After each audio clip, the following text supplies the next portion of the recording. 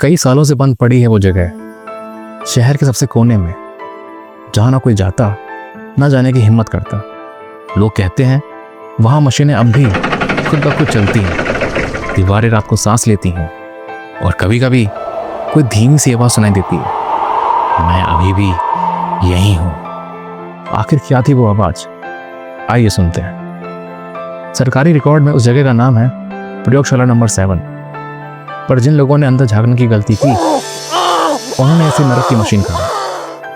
20 साल पहले उस लैब में एक वैज्ञानिक गायब हो गया था। उसका नाम था डॉक्टर वेदांत त्रिपाठी। कहा गया कि उसने मौत को हराने की कोशिश की और शायद वो उसमें कामयाब भी हो गया। लेकिन फिर एक सवाल उठा, अगर कोई मरने के बाद भी सोच सके तो क्या वो अब भी इंसान कहलाएगा या बन जाएगा एक जिंदा मशीन? वेदांत की बेटी रिया त्रिपाठी अब एक खोजी पत्रकार बन चुकी थी। बचपन से ही उसको यही सिखाया गया था कि उसके पिता एक रिसर्च हादसे में मारे गए। लेकिन उस रात जब सब ऑफिस खाली हो चुका था, एक पुराना पीला पड़ा लिफाफा उसकी टेबल पर रखा था। कोई नाम नहीं, कोई पता नहीं, सिर्फ अंदर एक मुड़ा कुचला कागज और उस पर स्याही से लिखा एक वाक्य, अगर तुम सच्चाई जानना चाहती हो तो प्रयोगशाला नंबर 7 में आओ, तुम्हारे पिता अब भी जिंदा हैं। रिया के हाथ कांप गए, उसकी उंगलियां शून्य हो गई, गला सूख गया और आंखों के सामने उभर आया एक धुंधला चेहरा जिसे उसने सिर्फ तस्वीरों में देखा था, जिसकी आवाज़ उसने कभी असल में सुनी नहीं थी, पर जिसकी कमी उसने हर दिन महसूस की थी। अगली सुबह बिना किसी को बताए रिया उस हिस्से में पहुंची जहां लोग रास्ता बदल लेते थे और बच्चे डरावनी कहानियां सुनते थे।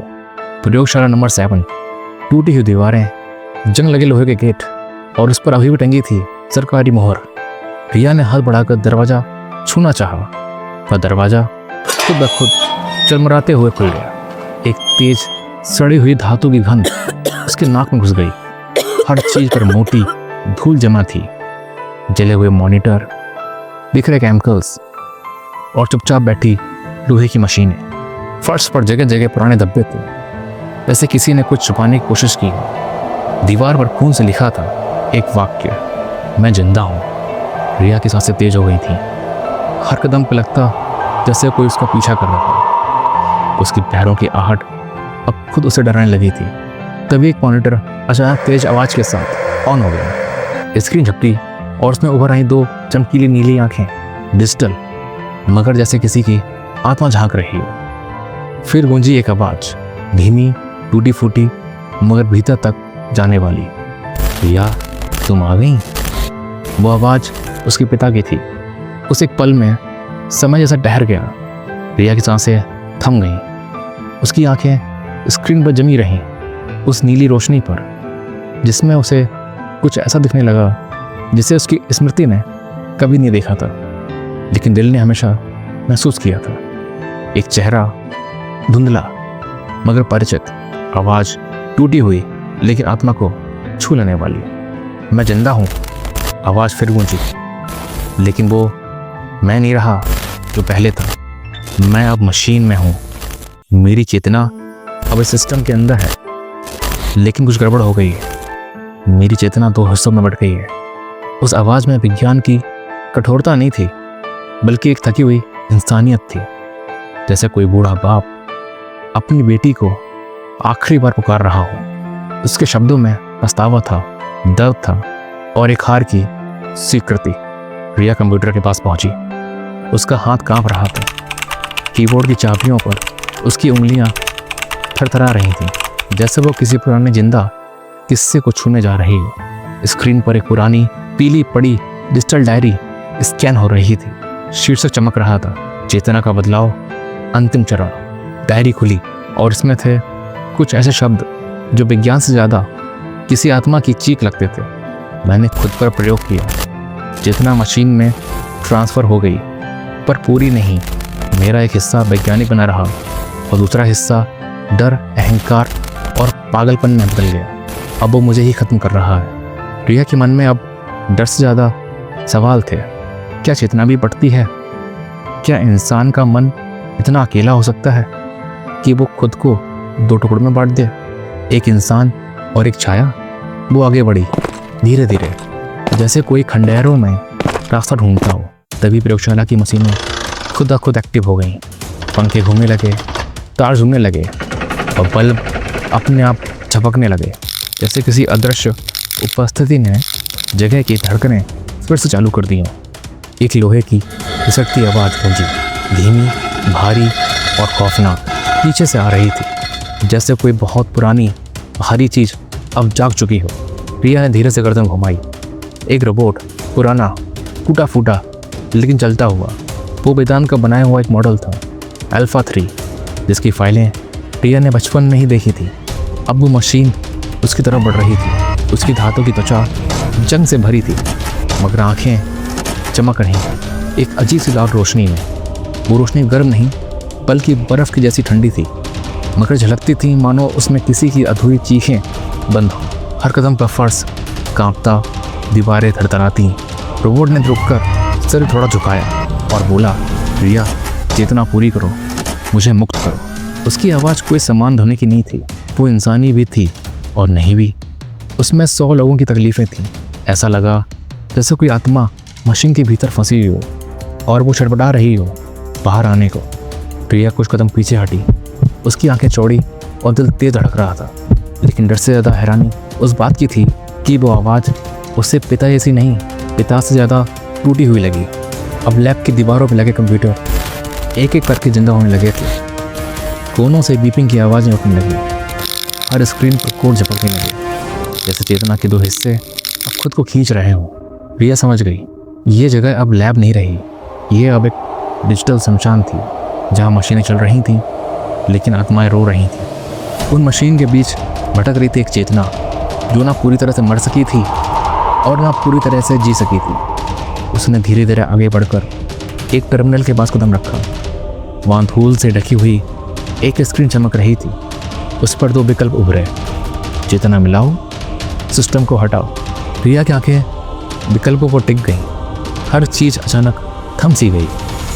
पीछे की मशीनें अब एक मुख गवाही बन रही थीं और लैब की हवा में एक अजीब सी सर्दी उतर आई थी, जैसे कोई डिसीजन लेने से पहले पूरी प्रकृति सांस रोक लेती। उसी स्क्रीन पर वेदांत की डिजिटल छवि धीरे धीरे उभरने लगी। चेहरा साफ नहीं था, धुंधला, टूटता हुआ, पिक्सेल्स में बटा हुआ, पर उसकी आंखें वहीं थीं। वो आंखें जो एक पिता की ममता, एक वैज्ञानिक की व्यवस्था और एक आत्मा की याचना लेकर सीधे रिया को देख रही थी। रिया, वेदांत की आवाज़ अब और धीमी हो गई थी। अगर तुम डिलीट करोगी तो मैं हमेशा के लिए ख़त्म हो जाऊंगा, एक कोड की तरह मिटा दिया जाऊंगा। अगर मर्ज करोगी तो शायद मैं खुद को फिर से जोड़ सकूं, या शायद और भी बिखर जाऊं। मैं नहीं जानता। उन शब्दों में डर नहीं था, सिर्फ सच्चाई थी। प्रिया की आंखें भर आईं। जिस पिता को उसने कभी ठीक से जाना नहीं था, आज उसे या तो मुक्त कर दो या हमेशा के लिए मिटा दो का ऑप्शन था उसके पास। उसने अपनी उंगलियां धीरे से स्क्रीन पर रखीं। पलकों से आंसू की एक बूंद गिरी और उसने सुना, चेतना मिलाओ। तभी पूरा टर्मिनल झंझनाने लगा। स्क्रीन फड़फड़ाई और अचानक पूरी लैब बिजली से कांप उठी। चारों तरफ मशीनें जोर से गूंजने लगीं। एक भयानक सी आवाज़, जैसे सैकड़ों रूहें एक साथ चीख उठी हों, हवा में तैरने लगी। लाइट्स जल बुझ रही थीं, छत से चिंगारियाँ गिरने लगीं और फिर अचानक सब कुछ एकदम शांत हो गया। एक अजीब सा सन्नाटा, ऐसा सन्नाटा जिसमें कंप्यूटर की बीपिंग तक अब जीवन जैसी लग रही थी। कुछ सेकंड्स के बाद स्क्रीन पर सिर्फ एक टेक्स्ट उभरा, रिया, थैंक यू। बस इतना, ना आवाज़ ना चेहरा, बस 2 शब्द। लेकिन उसमें था वो भार जो किसी आत्मा की मुक्ति में होता है। रिया की आंखें बंद हो गईं। उसके चेहरे पर आंसू थे, पर अब डर नहीं, सुकून था। उसने अपने पिता को खोया नहीं था, बल्कि उन्हें वहां से निकाला था जहां विज्ञान ने उन्हें कैद कर लिया था। वो बाहर निकली। कई घंटों के अंधेरे, कंपन और डर के बाद अब पहली बार उसने खुले आसमान को देखा। सुबह हो चुकी थी। चारों ओर सर्द हवाओं में एक अजीब सी गर्मी थी, जैसे किसी आत्मा ने चैन की सांस ली हो। सूरज की पहली किरण उसके चेहरे पे पड़ी, धीमे से, शांत, जैसे कोई कह रहा हो अब सब ठीक है।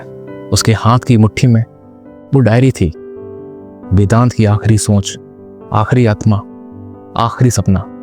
रिया एक पल को रुकी, आंखें बंद की, फिर आसमान की ओर देखा। उसकी आवाज धीमी थी मगर उसमें एक शक्ति थी, कहने जैसा नहीं, महसूस करने जैसा। अब आप जिंदा हैं पापा, लेकिन इंसान नहीं, एक विचार की तरह, एक चेतना की तरह। प्रयोगशाला के भीतर अब कोई मशीन नहीं चल रही थी, कोई आवाज नहीं थी, सिर्फ गूंज थी। और उस गूंज में शांति, ना बिजली की भनभनाहट, ना रोबोटिक बीपिंग, जैसे पूरी लैब ने चैन से आंखें मूंद ली हो। वेदांत त्रिपाठी अब शरीर में नहीं थे, उनकी धड़कनें बंद हो चुकी थीं, पर उनका वजूद अब भी मौजूद था। अब वो एक मशीन में नहीं थे, वो एक चेतना थे जो किसी तार में नहीं फंसी थी, बल्कि एक विरासत में बदल चुकी थी। शरीर मर चुका था, स्पर्श चला गया था, लेकिन सपना अब भी सांस ले रहा था। प्रिया ने डायरी खोली, आखिरी पन्ना हल्के से हवा में फड़फड़ाया, जैसे उसमें किसी की रूह बसी हो। पन्ने पर लिखा था, शरीर खत्म हो सकता है, लेकिन सोच अगर सही दिशा में हो तो वो समय से भी ज्यादा ताकतवर होती है। प्रिया की आंखों में अब आंसू नहीं थे, बस एक चमक थी। उसने डायरी को सीने से लगाया और तेज कदमों के साथ उस रास्ते पर निकल पड़ी जहां उसकी मंजिल सिर्फ उसका करियर नहीं, बल्कि अपने पिता का सपना था। वेदांत अब मशीन में थे, वो इंसान नहीं रहे, लेकिन उनका मिशन रिया के जरिए जिंदा था, क्योंकि एक बेटी ने अपने पिता को मरने नहीं दिया। उसने उनके शरीर को नहीं, उनके विश्वास को जिंदा रखा। जो मरने के बाद भी सोच सके, वो कभी पूरी तरह मरता नहीं। तो उम्मीद है दोस्तों आपको ये कहानी पसंद आई होगी। अगर पसंद आए तो चैनल को लाइक कीजिएगा और सब्सक्राइब। Thank you.